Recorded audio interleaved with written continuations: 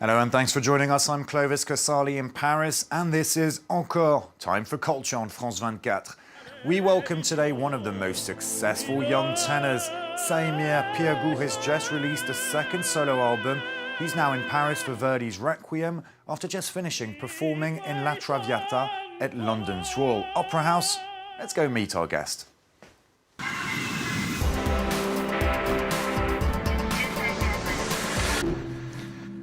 Saimir Pirgu, it's a pleasure having you in our studios. You've performed and still do in the most prestigious of all venues, La Scala in Milan, Paris's National Opera, the Metropolitan Opera in New York, and you're currently in Paris to sing at La Philharmonie in Verdi's Requiem. I imagine these theatres are very different, but you have a favourite one.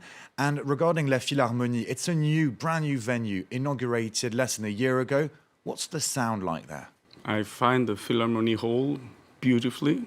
I wish to be one of the spectators, but I can't because I need to sit in front of them.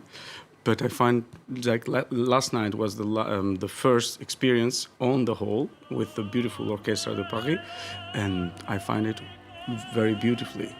For the first question that you was asking me, to be around the world in those important theaters, you just need to have under control your life and realize that when you are in La Scala, where you're in Paris, where you're in the opera states of Vienna and around the world, you just need to keep going in the same way that you are doing in the single one theater, because it's important. Public doesn't mean from which country you are singing, is the same. You need to respect them and sing in the same way. So let's talk music now. Can you tell me a bit more about this Requiem by Verdi that you're performing at La Philharmonie? I can say that it's the most beautiful music composed by Verdi. And I think if the world was finished, I will save only this Verdi Requiem. It's the most beautiful represented Verdi law. And the power of the music, the quality of the expression for every single soloist, and all together with the beautiful lines of chorus and arias, and it makes the most beautiful thing written from Giuseppe Verdi, and it's a beautiful experience. And I mentioned earlier that you have a second solo album out. It's called Il mio canto. Let's take a look and a listen, of course, at you in the recording studios. Voglio sangue spegnere l'incendio non potria, se mille vite avesse e spegnerne potesse un colpo al mio cuore, na, na, na, na, sarei sazio, non sarei sazio ancora. That solo album has music from different composers. How did you make the selection? It was. It started with Maestro Speranza Scapucci together in one room, and we was selected which aria can be fit much better for my voices. And then, of course, we have a wonderful orchestra, Maggio Fiorentino in Florence. We need to know and to deal with the big experience of this orchestra and maestro. And then I wanted to represent in front of the biggest public my way to singing. And this is the reason of the name of the album, Il mio canto. I wanted to say who I am. And it all began for you really with a concert that you saw when you were very young of the three tenors, Luciano Pavarotti, Placido Domingo, José Carreras. That was really the starting point, wasn't it? When you told yourself, this is what I want to do. Yes, it was 1994 or 95. We're going to see some pictures yeah. from that concert. And with all these three men, changed my life. I'm proud to say I'm the product of three tenors.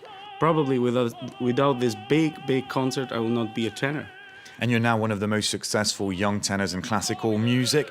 It's, of course, due to your talent, your hard work, and also maybe to one man who did help you, or at least encourage you, and that's Luciano Pavarotti.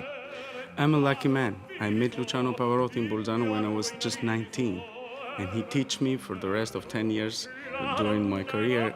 And then also with Placido Domingo, more lucky, he did my career in United States, invite me in all theaters. We was opera director, and also we was in 2010 singing together at the Metropolitan Opera, La Traviata, with Placido Domingo. It's a beautiful dream, but I'm very lucky that he's a mentor, he's a friend, you still see him regularly. I know that you wished him a happy birthday, you were with him recently. Well, Placido Domingo recently performed in Hungary, where he was made honorary doctor of the University of Pest. He sang Verdi, just like you, in the Philharmonie in Paris, but he didn't just sing Verdi. Let's take a listen.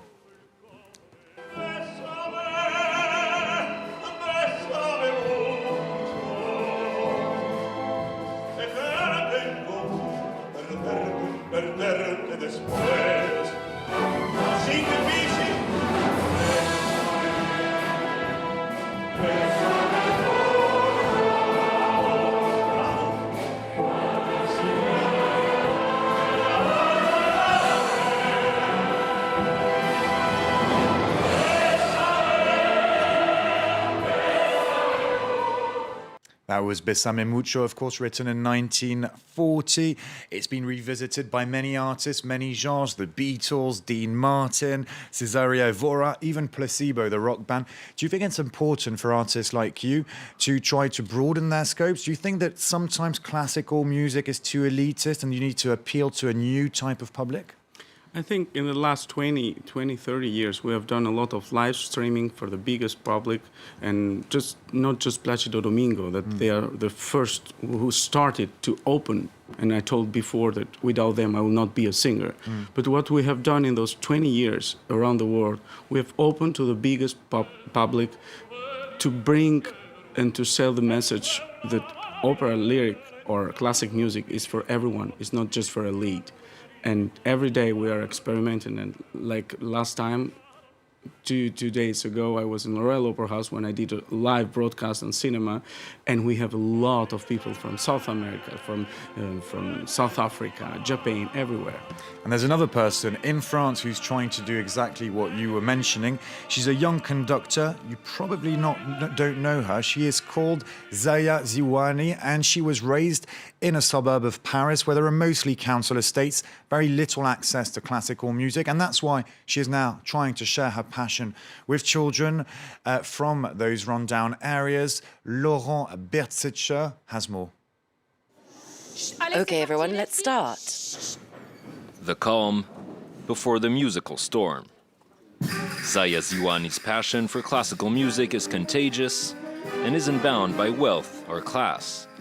These children grew up in the suburbs and have become full-fledged members of her orchestra.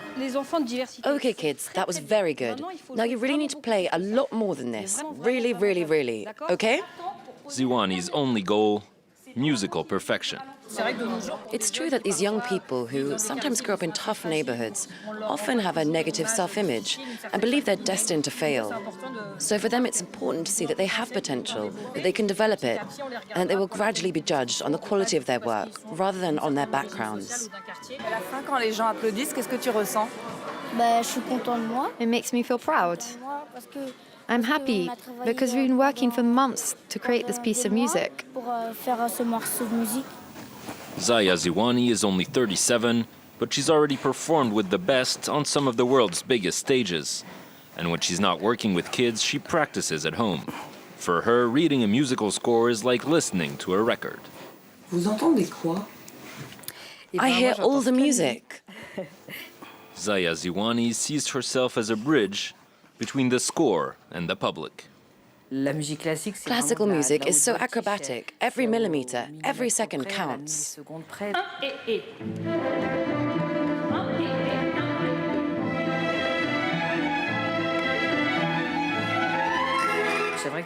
For me, it's like a small miracle every time, because it's a moment where we're all on the same wavelength, all in it together. That's what I love about music. A burning passion that has fueled an unlimited ambition. From disenfranchised youth to community maestro, Zaya Ziwani has found her true calling. Saimir Pirgu, you were born in Albania, and I know you go back a lot to go there to try to help maybe young artists. Has the country changed a lot since the days when you were living there and it was communist times? We have changed with all the good and the bad things that after change systems bring, but still we have a lot of energy. And for the music classic, Albanian people are very open-minded, and I've tried all time to be there, to be present, not just around the world, but also right now that I will do the tour with big concerts around the world. I try to put Albania in one of those, and for this I will be on the 5th March doing a big concert for my country, and it's called Il Mio Canto. And then another date in France, I believe. I will be at Châtelet on 31 March for the same concert, Il Mio Canto. Saimir Pirgu, great talking to you. You're singing this weekend at La Philharmonie in Paris for Verdi's Requiem, and you have your second solo album soon out, Il Mio Canto. Thank you all for watching. Don't forget you can follow us on our social networks and on our website, www.france24.com. I now leave you with some more classical music.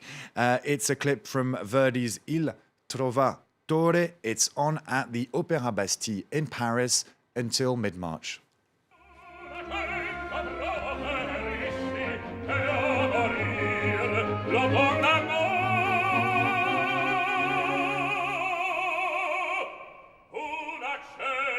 Proveresti che a morire